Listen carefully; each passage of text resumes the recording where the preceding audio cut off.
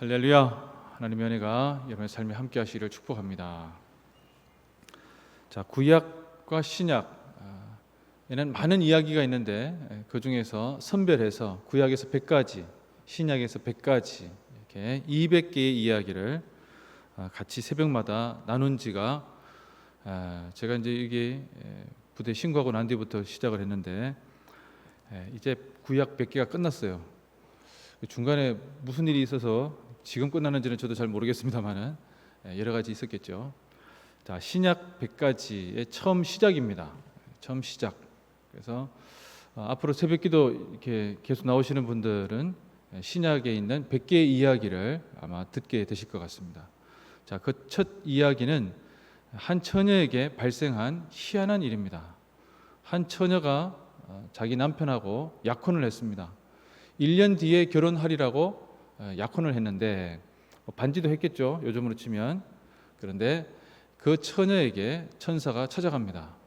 그리고는 느닷없이 그 처녀가 임신을 할 것이다, 그 유명한 수태고지를 합니다.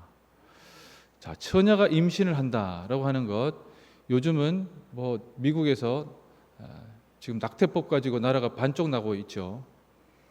참 당황스러운 이야기이면서도 재미있는 부분이긴 한데, 아무튼 지금 뭐 여성의 권리다 뭐 이런저런 얘기를 하겠지만 2000년 전에 여자가 임신했다고 하는 것은, 특히나 약혼을 하기 전에 임신했다고 하는 것은 딱 죽을 각입니다.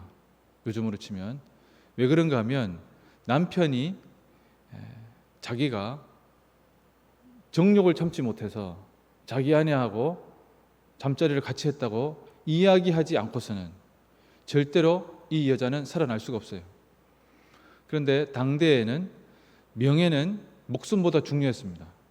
그럼 여러분들 중세시대에 명예 결투 막 했잖아요, 그죠? 칼도 꾀든 들고 또 총 있으면 총 가지고 막 서부시대 때 막 했잖아요. 그거 다 명예 결투입니다. 명예 결투의 본질이 뭡니까? 그 쌍방간에 아무 이득이 없는 거예요. 그런데 그렇게 합니다. 왜? 나에게는 명예가 목숨보다 중요하기 때문에. 자, 지금 이 시대는 돈이 제일 중요한 시대지만 돈도 필요하지 않습니다. 명예가 가장 중요한 시대였는데, 그 시대에 남편이 자기 아내를 위해서 그렇게 한다?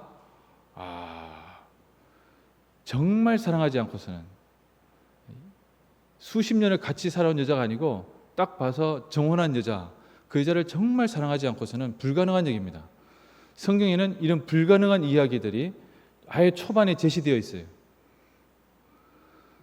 자, 마리아는 놀랍게도 이 천사에게 아니 왜 나한테 이러느냐라고 묻지 않습니다. 왜라는 질문이 없어요.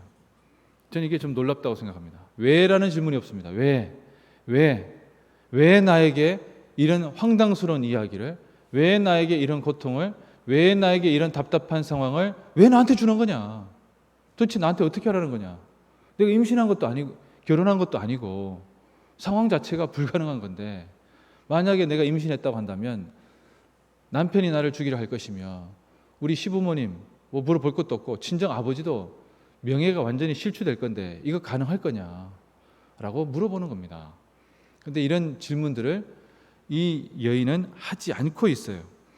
그래서 이 여인이 놀랍습니다. 34절에 이렇게 얘기하죠. 마리아가 느닷없이, 34절에 읽어봅시다. 마리아가 천사에게 말하되 나는 남자를 알지 못하니 어찌 이 일이 있으리까?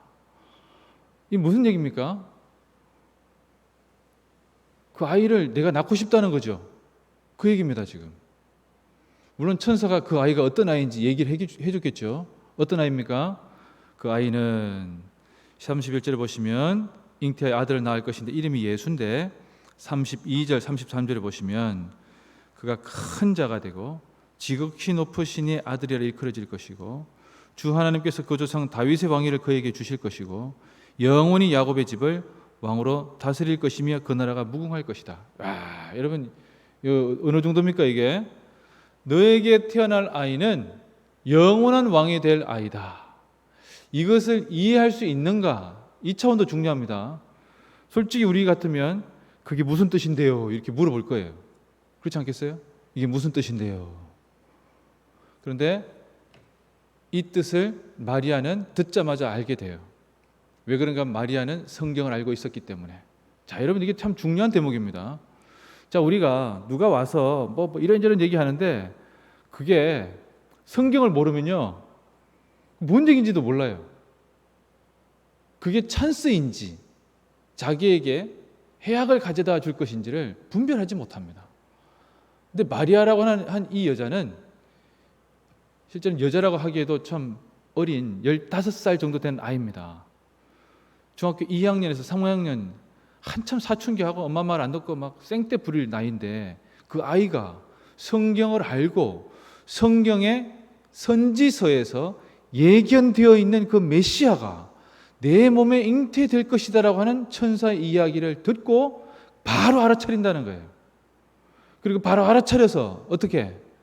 내가 남자를 모르는데 가능하겠냐? 나 그 아이를 잉태하고 싶다라는 거예요. 여기에 놀라운 얘기가 있는 겁니다. 일방적이지 않습니다, 여러분. 하나님께서 천사를 통해서 하신 말씀은 일방적이지 않아요. 여러분들에게도 일방적이지 않습니다. 여러분 한 사람 한 사람에게도 하나님의 말씀이 들려질 거예요. 오늘 이 시간에도 여러분들에게 말씀이 들려지고 있죠. 그러나 여러분, 이 말씀이 나에게 들려지는 말씀이 되려면 시간 많이 걸립니다. 평생을 성경을 주일날만 와가지고 성경책 뒤적여가지고 성경책에 사무엘상이 룻기가 어디 있는지 잘 모른다면 성경에서 아무리 이야기가 들려진다 할지라도 스스로는 성경을 읽고 연구하지 않고서는 말씀이 내게 들려질 리가 없어요. 여러분, 그런 기적적인 일이 일어나리라고 생각하지 마십시오. 내가 그 사람과 이야기하고 대화하는 것, 문자로도 부족하고 말로 해도 안 되고 직접 만나서 얘기해도 잘 안 될 때 많죠.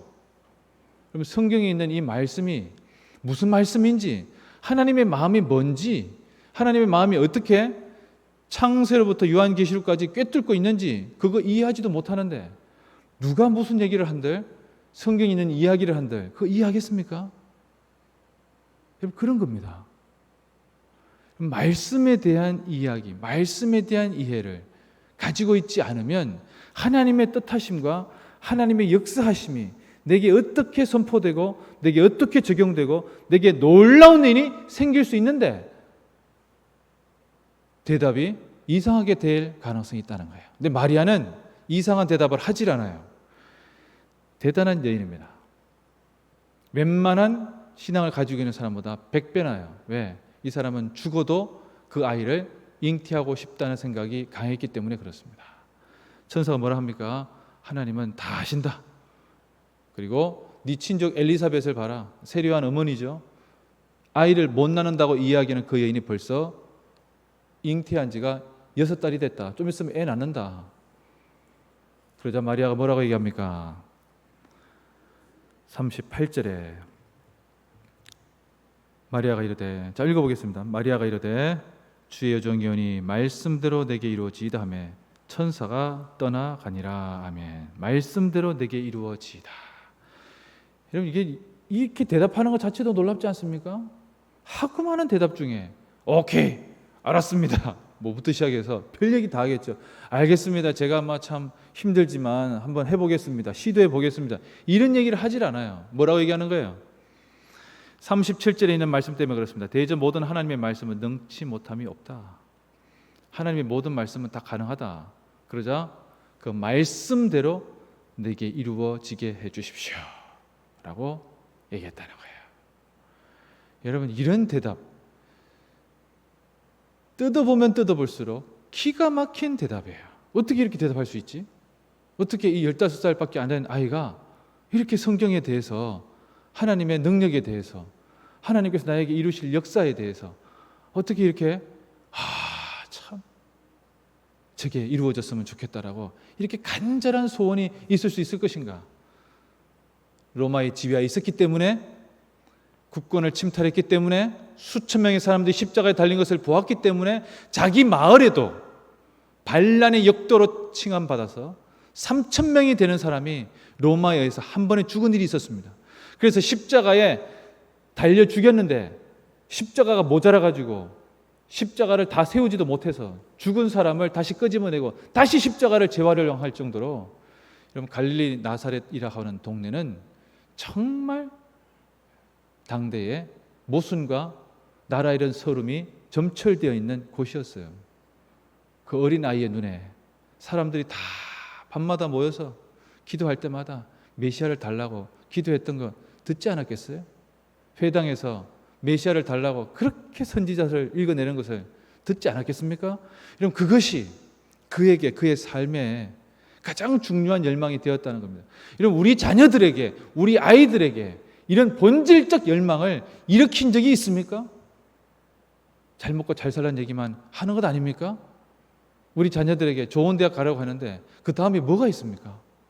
그 다음에 좋은 직장이죠. 그 다음에 뭐가 있습니까? 도대체 좋은 직장의 이유가 그게 뭡니까? 뭐가 좋은 직장의 요건입니까? 우리 아이들에게, 우리 자녀들에게, 우리 손주들에게 정말 중요한 본질적 가치, 영원한 가치, 목숨과도 바꿀 수 있는 그런 가치, 여러분 그 가치를 우리가 전해줘야 되지 않겠습니까? 성경에 있는 가치를 전해줘야 되지 않겠습니까? 영원한 하나님의 나라의 이 놀라운 이야기를 전해줘야 하지 않겠습니까? 이야기로 들려줘야 하지 않겠습니까? 어릴 때부터 그런 열망에 북돋아지도록 성경에 나와 있는 이야기를 여러분 자꾸 얘기해줘야 되지 않겠습니까?